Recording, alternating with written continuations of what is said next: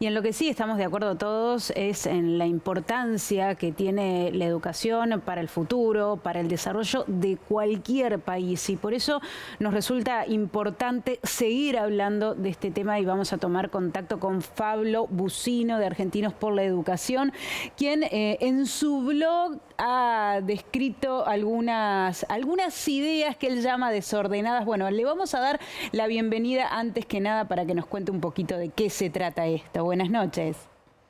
¿Qué tal? Buenas noches. Bienvenido. Llegado acá. Acá estoy. Flavio, contanos un poquito acerca de cómo ven hoy la educación, qué es lo que está faltando, por qué la necesidad de hablar de ideas para convertir a la educación en estrategia de país. A ver, en principio, bueno, en mi blog yo escribo una vez cada tanto, no siempre, pero escribo.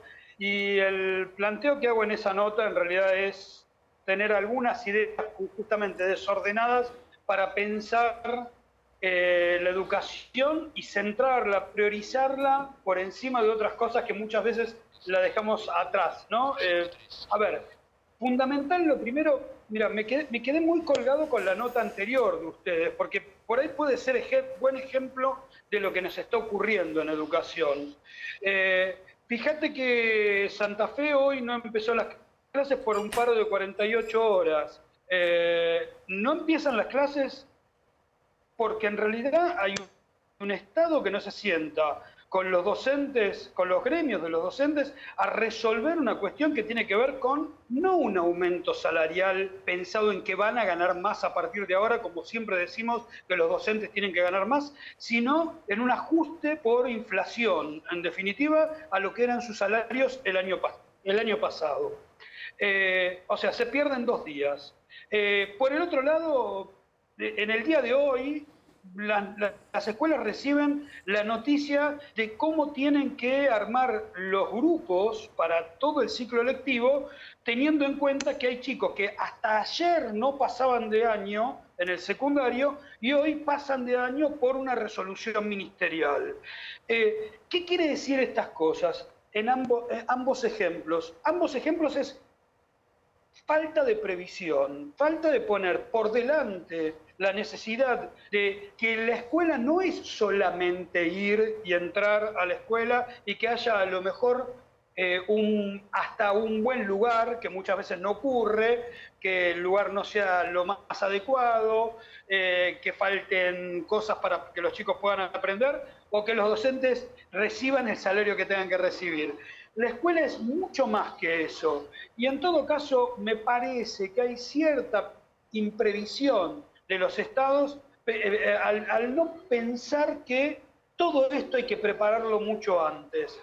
Enero y febrero generalmente en las escuelas no se trabaja, o se trabaja una parte de enero y febrero. Los ministerios siguen trabajando. Y hay que entender, en todo caso, que todos los que estamos alrededor de la escuela, ministerios, especialistas, papás, Estado nacional, Estado provincial, estados municipales, estamos solamente para preparar el mejor momento, que es ese momento en que se junta alguien que quiere aprender con alguien que quiere enseñar, para Flavio, que las condiciones estén dadas, y no lo estamos haciendo, no lo estamos haciendo. ¿por qué no lo estamos haciendo? ¿Cómo se revierte esta situación? Porque en realidad, vamos a ponerlo de esta manera. Va a sonar duro, pero me parece que a nuestra sociedad no le interesa tanto el tema educativo. Dice que le interesa y no le interesa. Y a los gobiernos, por el otro lado, le interesan un poco menos, porque ya que no son... Veamos las encuestas. Cada vez que hay una encuesta de cuáles son las 5 prioridades que tenemos como sociedad, que queremos resolver como problemas, entre esas prioridades nunca está educación. Nunca está... Hubo un buen momento durante esta pandemia, en el que por una presión de los padres empezó a haber, digamos, como una mirada más profunda sobre lo que estaba ocurriendo en educación. Pero lamentablemente a partir del momento en que los chicos entran de vuelta al aula y de vuelta a la escuela, pareciera que nos olvidamos de que todos los problemas que habíamos descrito previamente no se solucionan con la sola entrada de los maestros y los chicos a la escuela. De hecho, en concreto, a ver, para pensarlo, digo, una maestra ahí decía algo que es muy interesante, digamos, y la mamá también lo apoyaba de alguna manera.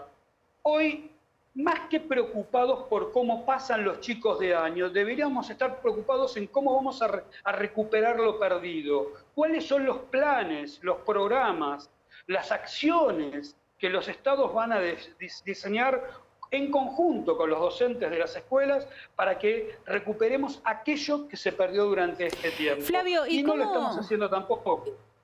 ¿Cómo se hace esto teniendo en cuenta un poco tu mirada que da cuenta de que a la sociedad no le importa la educación, de que a los gobiernos no les importa tampoco la educación, o por lo menos como tema prioritario? ¿Cómo salimos? ¿Cómo se revierte esto?